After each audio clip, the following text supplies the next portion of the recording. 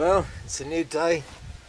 I'm wearing different clothes, but the video making went wrong the other day when I said I was going to talk about the strimmer. I did a load of strimming. Unfortunately, I can't go back and reshoot it because it's grown a bit more since then. But this is the strimmer. It's what is it? Kawasaki THS. It's got like a 25cc engine in it, something like that. Not the most powerful one, but it's incredible the work it can do. It's got about half a tank of petrol in it at the moment. It runs off, let me see, you get a gallon of unleaded petrol and you get a 50-to-1 shot. You can buy it in a little bottle, or you can measure it yourself. I measured it myself into this one. But the best way is to get a little 50-to-1 bottle, just tip it in with 5 litres, gallon of unleaded petrol, and it runs like a treat on that. It's also got a square Nylium head, and I'll show you the head in a second. It's just a, if I actually no, let's pull this along, couldn't I? And then we could see the square Nylium head, and it's a curious thing. Is this? When you think of a professional strimmer head, it's usually a great big thing with a mechanism in, and you bump it on the ground and it releases exactly the right amount of cord, or maybe a little bit more, and a little blade on this bit cuts it. And a lot of very professional machines have that. There's nothing wrong with it. If you use the 3mm, 4mm cord, it'll cut through anything. But this is square Nylium, and it's incredible. When I bought the strimmer, it had this on, and I was thinking straight away I might get a different one, put the original kind of nylon strimmer cord head on it. But once I used this, I don't want to go back. It's very, very basic. Not sure how well you can see it, but you never know. Very basic, yeah, it's just this metal alloy head that spins, the bearing behind it. And let's come as close as I can. It's all full of grass at the moment, but you can see the strand coming out there, and that's the back of the strand. When you put a new strand in it, it comes like this, and you bend it round like that, and you sort of push it from the inside really hard through one of these holes, which you've cleaned out first, of course. I always do that. And it is amazing stuff. It's nylon impregnated with something else, aluminium oxide, I should think.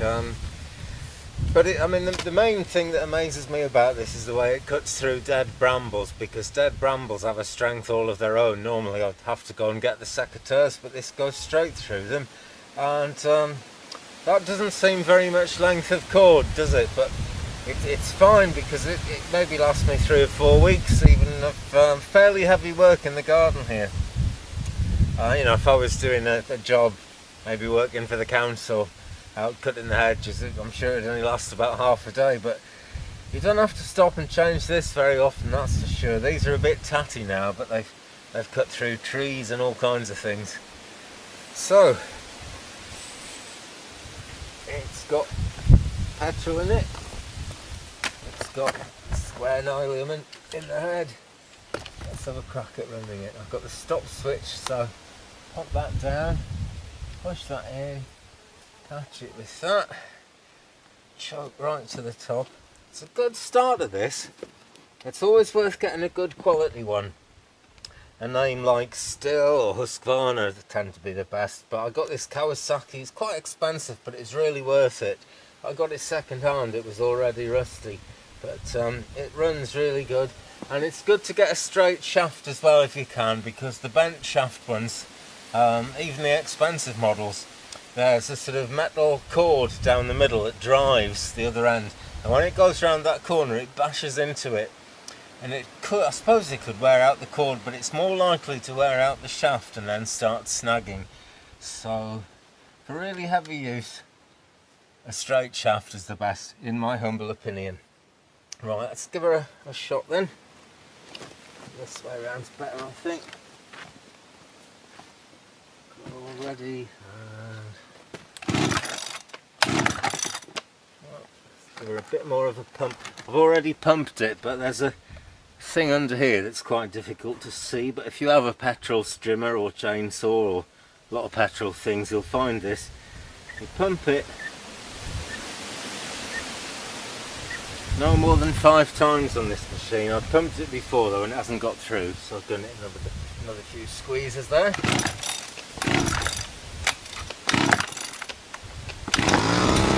And she's away.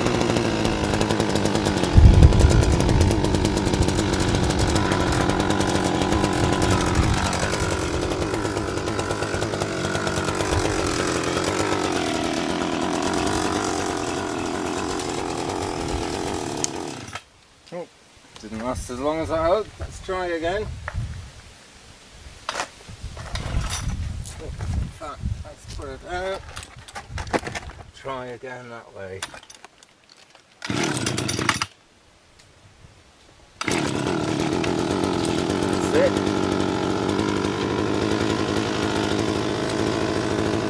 There we are. You have to knock the choke down a bit. And I didn't knock the choke down at all there. I just went for it. So now it's right.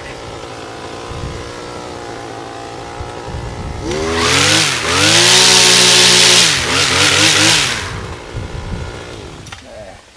And that is well powerful. Well, I'll set the tripod up a bit different and do a tiny bit of brush cutting so you can see what she does. And the wind is picking up. My gosh, it's been really calm for months.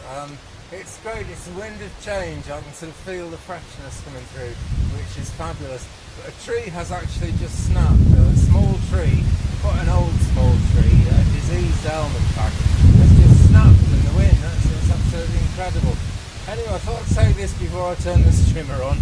I haven't got that much long grass left because I did most of it yesterday, but I did leave a little bit. I'm going to just do a little bit here now, show you what it can do. And I'm going to show you it taking off, I'll just turn the camera a bit, take off some of these tree branches with it as well. It's amazing for things like that. Okay, let's fire it.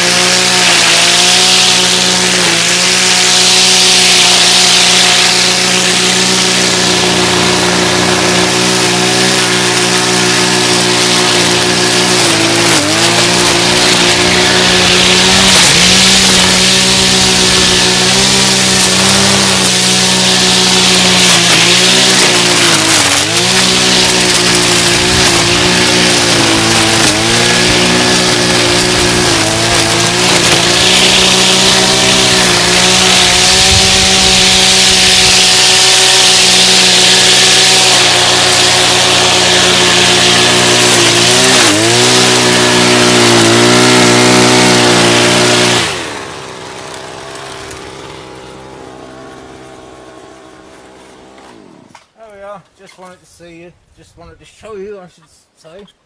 Just wanted to show you what she could do, which is quite a lot. And I'm not sure if it was in fact I'm pretty sure it wasn't in shot, but I don't usually cut down trees with this. There's much better methods. Pruning shears actually are quite good for going through tree branches, as long as you don't want to use them for anything delicate again. But when you're strimming and there's just a small amount of brush or tree that gets in the way, look at that. Let's just get that in front of the camera. Look at that. That is a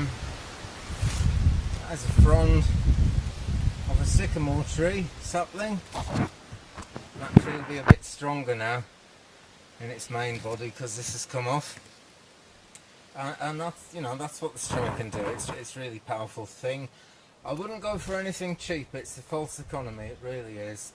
Even if you've only got quite a small garden, well, you got to think what it's worth. It probably cost me 30 quid to get someone to come and strim my garden now. You can actually buy a Strimmer in Argos in UK for, I think, about £16. They're very, very cheap things. An electric Strimmer, you'd need a long cord for it. You could probably do the average garden once or twice with that before something went wrong. So in a sense, you know, in that sense, it's worth it. But if you've got any kind of size, and if it's something like an allotment or a garden that you're trying to keep flat, check the rules and regulations as to whether you're allowed to use a petrol device, but you quite often are. And a thing like this is brilliant. This is the Kawasaki TH26, made so long ago probably no one remembers it or knows what it costs, but that's the great thing about it. Yeah? You get a thing like this, and the quality shows, it lasts. See how rusty those handlebars are on it now, but it's lasted and lasted and lasted. The only thing I've ever had that was a cheap Strimmer that was any good was a home light, and if you're in America particularly, you'll know that's a really good name. That's kind of funny one in the way we think in the UK, because kind of home and light sound like two things that would make it sort of, you know, a bit of a plasticky thing that wouldn't last very long.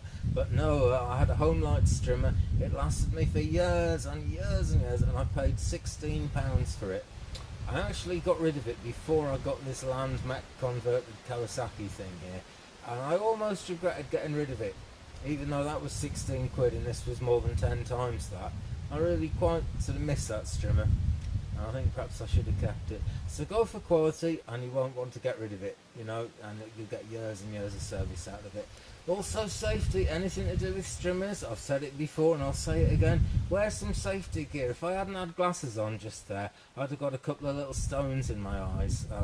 I wouldn't wear shorts, I wouldn't wear sandals, because you never know what's going to get brushed up. Anyway, thanks for looking. That's just about it for this update. Don't forget to leave me a like, maybe subscribe, leave me a comment in fact, and we can have a conversation about it. And help me get the word out. Share me around as much as you can. Okay folks, thanks very much. See you next time.